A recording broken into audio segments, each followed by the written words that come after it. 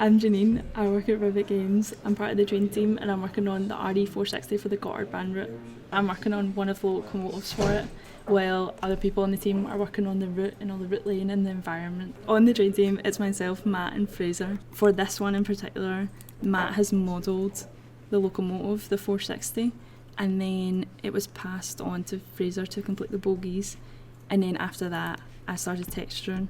So it would have started off with nothing on it, all grey, and then I build up the colours and the layers. First going through the reference, I can see that the train has mostly a red main body with black at the bottom and the top, and you can see here that I've got the base colours down and I've added detail to the buffers and some bolts to make it more interesting, because these parts weren't modelled in, these little bolts.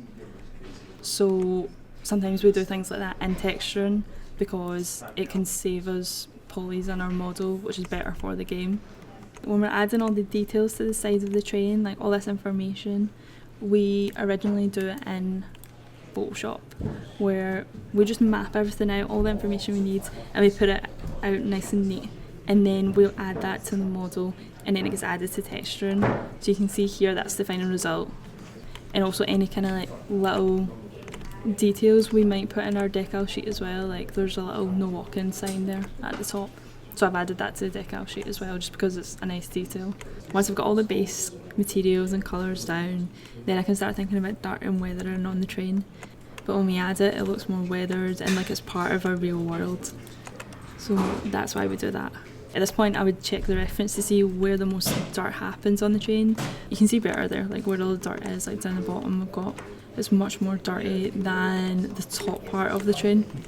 It's much more clean, and you can see we've got watermarks coming down, because then the reference is like a lot of that come down the front of the train, like where the angle hits. We can choose what looks better and what looks like it fits, rather than every little speck of dirt has to be exactly accurate to the reference. Now we have the dirt coming into all the kind of nooks and crannies, up the door.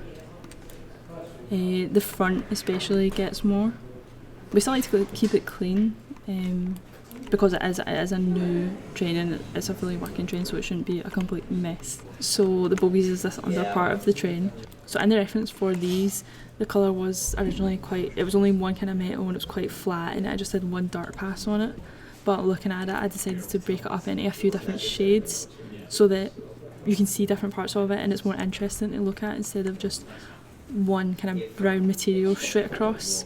Like you can see here, this is a cooler kind of metal colour compared to this kind of brown there.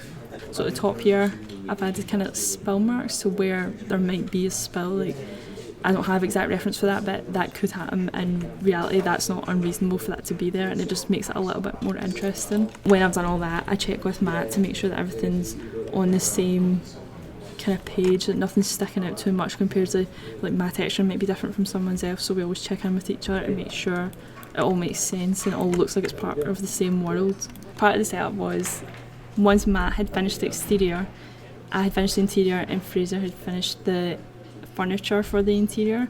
I put it all together and then we started to get it to actually work for the engine. I got to animate the doors and the steps so that they move when passengers want on and off the train, obviously. So you can see here, I've got the train coming out.